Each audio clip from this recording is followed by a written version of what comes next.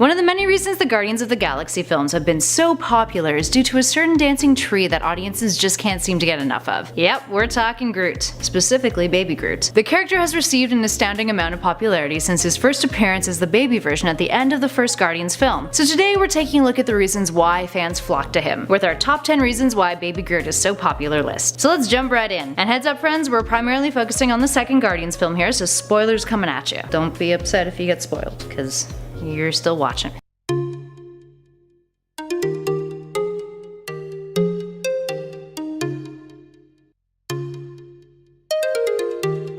In at number 10 is not a marketing ploy. Let's start off this list with a statement posted by the film's director, James Gunn. While leading up to the second film, many thought that Baby Groot was a marketing ploy to pull in more viewers, but Gunn cleared up the air when he revealed that he had troubles writing Groot as an adult for the sequel. Keeping Groot as a baby gave the team something to take care of outside of themselves, and he said that keeping him as a baby really opened up the whole movie, and it all suddenly came together. And it feels that way too. I mean, I didn't feel like I was watching a marketing ploy. And at number 9 is he gives us the feels. His self-sacrifice at the end of the first film?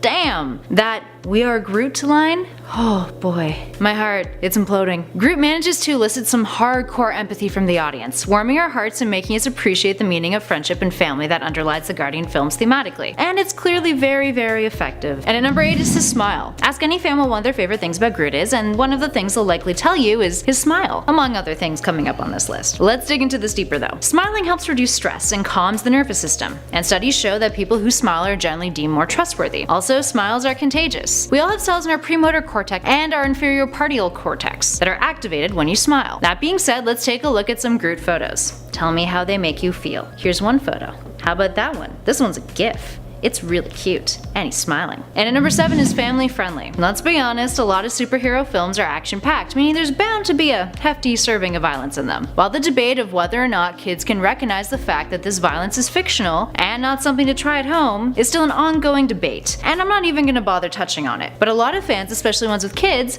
like Groot's appeal to children. His intrinsically gentle behavior scores big with parents, despite, his ability to be able to kick some serious butt. And at number 6 is little is cuter. Why is society obsessed with miniatures? It's a trend that recently exploded on Instagram, but the general reaction to miniature objects has always been one of elation. Kelly Kitley, a mental health expert based in Chicago, can provide us with an answer to this. She says it comes from the desire for control. I quote, "It can give you a sense of control when we're able to fit an entire scene into what feels like the palm of our hands." To further that, miniature artists have also similar takes on why their work is so successful. Artist Thomas Doyle says, and I quote, "The creation of small worlds gives us the illusion of control. In a world that grows even more faster and chaotic, in a world in which we are bombarded with imagery, artworks in small scales allow us a place of retreat when time is stopped." Okay, so let's put these thoughts to the test with some more Groot photos here. Here's Groot in a miniature Ravager suit. Here's Groot with a small bin of candy. How can you not love everything about that? He's small, he's little, it's great. And at number 5 is rooting for the little Groot. I mean, rooting for the little guy. Speaking of little, another reason why people adore Groot is because of his small stature. It pretty much gives him underdog status. When his size is taken advantage of, like when he's bullied by the Ravagers in the second film, I felt like everyone in the theater was internally screaming, "You monsters." Can I smash it with a rock? No,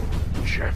It's too adorable to kill. It's a big galaxy, but saving it doesn't mean you have to be a big hero, physically speaking. Even though in his adult size he's quite large, Baby Groot shows us that the little guy is capable of doing heroic things too. And at number 4 is Dancing Groot. Little tree bro has got some moves. So aside from his dancing being ridiculously cute, there has been studies on the positive effects that dancing is capable of giving you. And this includes the positive effects of watching dancing. They found that when you watch dance, it elicits kinesthetic empathy, which is pretty damn cool. And dancing releases endorphins in the body. So it's completely understandable that when you see Groot grooving out at the beginning of the second film, your desire to get up and bust a move isn't that unreasonable after all. And at number 3 is he's actually a strong character. While sometimes blockbusters feature a character that only exists for comedic relief or just to diffuse some of the more intense moments with little bits of aww, Groot is actually a character who's capable of getting done. He helps Rocket and Yondu escape the Ravagers' mutiny. He's a crucial, although mildly stressful part of the final plan to bring down Ego too. And he gets the job done. Makes the stuff go boom. And at number 2 is he's relatable. Have you guys heard about Scott McCloud's identification theory? Long story short, it's that the more simple the character, the easier it is to identify them. He argues that it's one of the more fundamental appeals of comics and cartoons. It encourages reader identification when you're able to see your own face in the place of a character. The more abstract, the better. The more realistic, the less the reader will see themselves in their shoes. So take a look at Groot. Groot. Yes, he's a tree, but his features aren't overly complex. And his simplistic demeanor and his dialogue repetition make for a character that people can project onto, rather than desire more character development in order to better understand him. And finally, in at number 1, he's adorable. At the end of the day, despite the academic reasons why Groot resonates with readers and audiences as he does, you can't deny that Groot appeals to us the same way that incredibly cute cats on the internet do. He's damn adorable. See? Bet you can't help but smile. There we have it, friends. Why do you love Baby Groot? Or adult Groot? Let me know your thoughts in the comments below. And hey, if you dug this video, make sure you hit those like and subscribe buttons. But for now, I'm Kelly Pally with Top 10 Nerd, and I'll catch you guys in the next one.